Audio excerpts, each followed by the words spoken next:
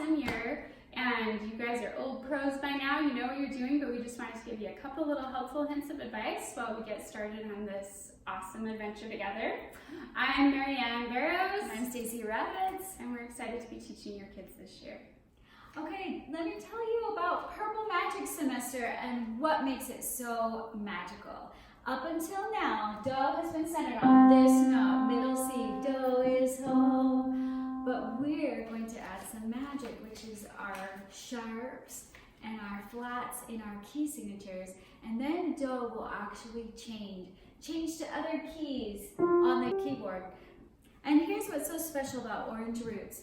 We have heavy emphasis on chord theory and structure and actually finding the root of a chord. But more importantly, even though this is the 6th and final semester of Let's Play Music, this really is just the beginning as they take these roots they've been laying down for the last 3 years. And then they can now move on to private lessons with all the tools to succeed as true musicians. Just look at all the great stuff your kids are going to be learning this year. Realizing all the things that your 6 or 7-year-old is going to be learning might blow your mind, but don't worry, you're along for the ride. And even though as teachers, some of these things we learned in college, but if you haven't learned it already, you're going to get to learn right alongside your child this year. We really will pack it in on parent days because you are there and we don't get you every week. So we try to touch on every new thing we will be learning in that whole month. So make every effort to really be there on parent days. A lot of these things are things you might not already know. So if you can be there on parent days, it will really help your child at home throughout the whole month. And don't get overwhelmed if you feel like it's a lot to learn on that one day, but just be excited for your kids and all the things that they'll be learning soon. Okay, heads up, 3rd year moves rather quickly. The pace is faster than 1st and 2nd year. It's different and it can start to feel more like private piano lessons in its workload. So a product of that workload is that sometimes your child will start to push back on practicing at home. Because as fun as it is, it can be a little challenging. So we are encouraging more than ever their keyboarding skills. And so as fun as the program is, it is not effortless. From the surface, you can't always see the roots that we really have been laying down, and we call Orange Roots Semester roots on purpose because it's all about that depth of the roots that we've been laying down. And rather than measuring success by what we see our hands doing, we like to realize that we really have developed some complete musicianship skills, and those will continue to reveal themselves for years on down the road as our kids continue with music in the future. So we need to tell you about the amazing roots of the Chinese bamboo tree. The Chinese bamboo tree grows up to 100 feet tall and is useful for many things, including furniture, food, flooring, art, and construction. However, its formative years can be deceptive. It starts as a tiny seedling, and even under the closest and most careful nurturing care, remains that tiny seedling for up to 4 years. But then, its 5th year sees exponential and record-breaking growth of up to 90 feet in a single season. A closer inspection shows that during those first 4 years, that tiny seedling was developing an incredibly strong and complex root system, which enabled its ability to flourish. And you can find that story in your Purple Magic homework book if you ever need a reminder about why we're doing what we're doing. Okay, looking at your Purple Magic songbook, it's divided into 2 sections. Your technique is the beginning of your book all the way to page 14 and 15, then begins our repertoire section, which is some really fun songs. All right, so when we're learning a technique piece, these are going to be our scales, our cadence chords, like Caterpillar Song, different like things that don't sound very pretty and musical, but help teach concepts in theory and especially help get our fingers stronger. When we're playing these songs, the chords, the scales, all of the technique stuff, we want to focus on our hand position, straight back, relaxed shoulders, loose wrists, And we want to be like the right distance away from the keyboard. You can tell if your knees are barely under the soundboard, and if your wrists hit the back, then that's the right distance from the keyboard. And then we want that nice round bubble hand. These are all the things that develop strong technique and good piano players. And then in our repertoire section, that starts right here on page 15. This page 14 is really easy to ignore. And so if you could just take a minute and read through this, it will really give you some awesome ideas how to help your child at home and practicing these section pieces. So if you notice, the first, in your book on lesson 5, it says Showtime song for next week is Bounce and Roll. So on lesson 6, what it means is they're just gonna play this piece for the teacher, and the teacher's gonna make a little note about their progress. That's all it is. And so we are just looking for them to master the concept. It's not about mastering and being able to play the piece perfectly, polished performance. Just playing some of it and knowing the concept in Bounce and Roll, knowing what staccato and legato is would be great. That's the concept of that. And really importantly, each child has their different strengths. So even though we move as a group on the repertoire pieces, because it is group lessons, pieces are rarely perfected. They're rarely perfected, and we just move on. So perfect pieces can be accomplished in private lessons when they leave Let's Play Music. But it's not always the case in our classes. So don't get hung up on being able to perform this and have your child drill it and drill it and drill it to get it perfectly polished. Marianne's gonna have to do a lot of cutting.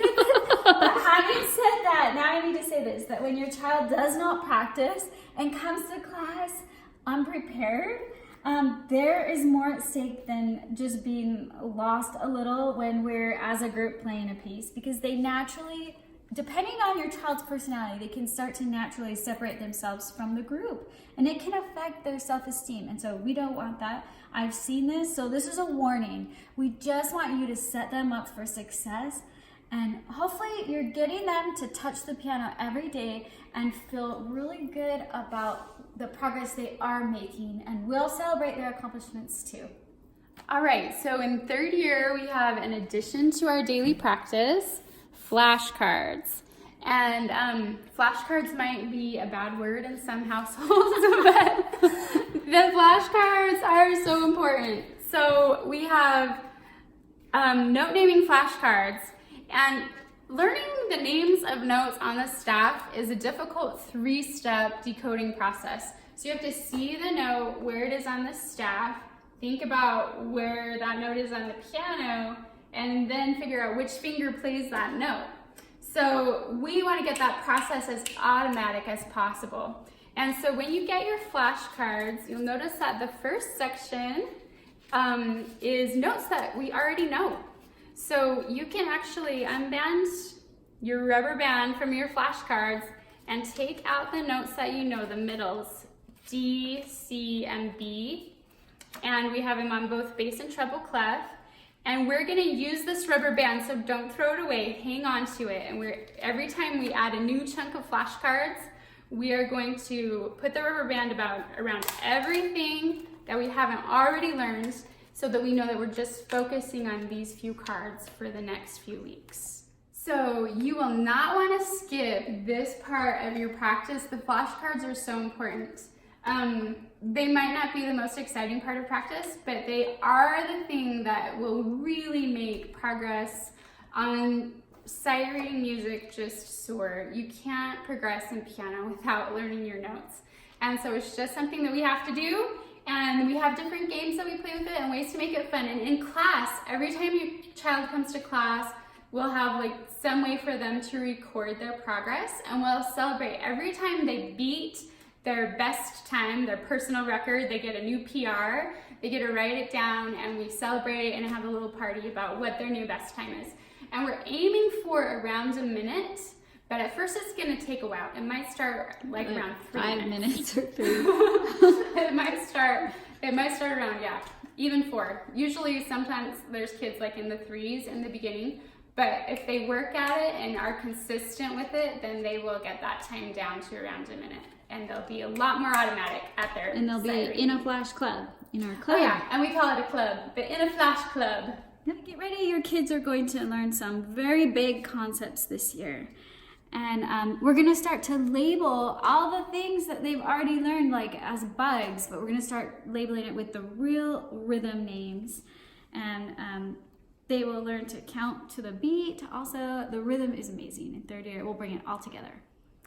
We really are going to learn some amazing chord theory this year. It's probably going to blow your mind.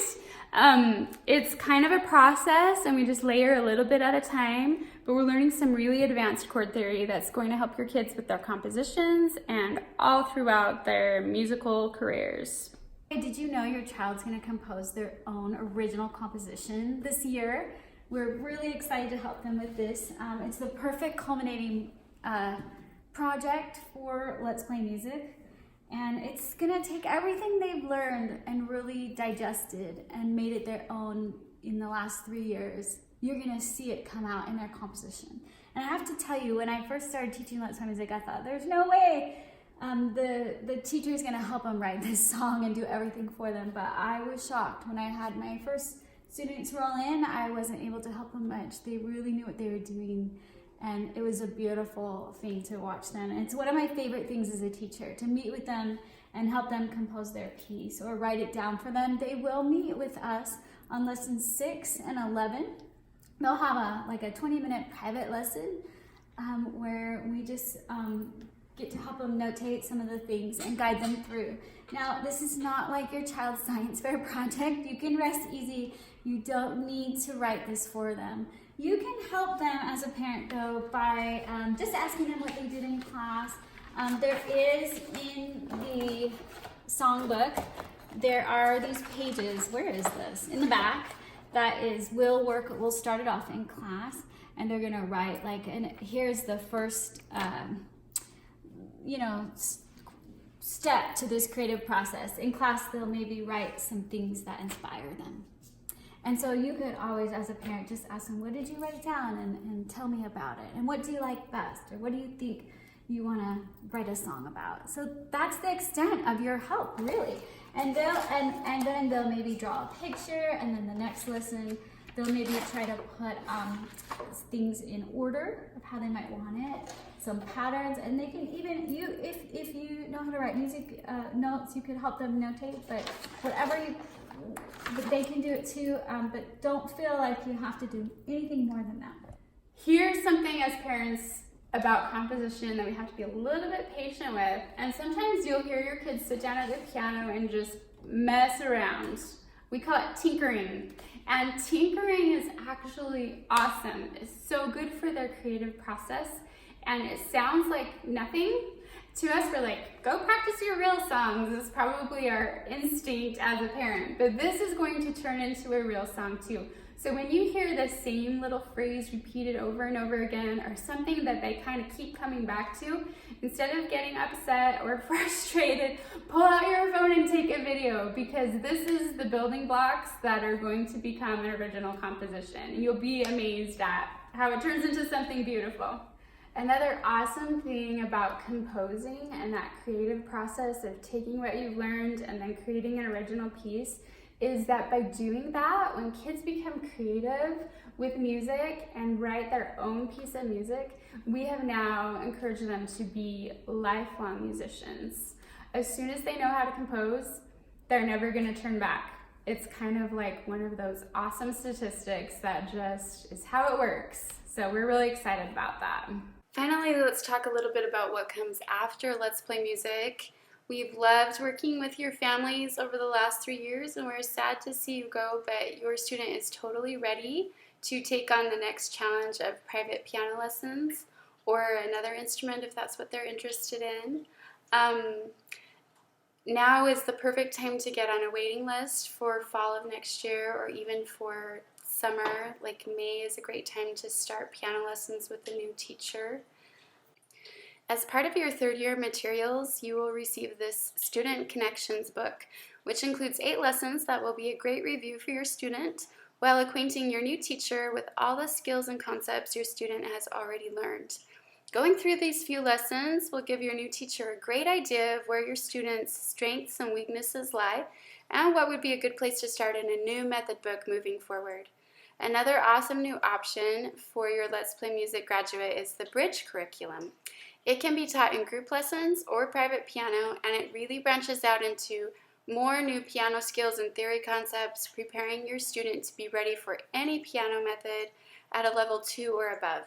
The Bridge course is designed to take 1 full year, and it's really an excellent option for your graduates.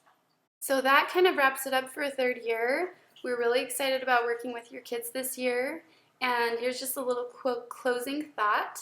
The fact that children can make beautiful music is less significant than the fact that music can make children beautiful. All right, so thank you so much for listening to our orientation. We want you to know that we know this is such a valuable gift that you're giving your kids, and thank you so much for allowing us to be a part of the journey. Absolutely. See ya.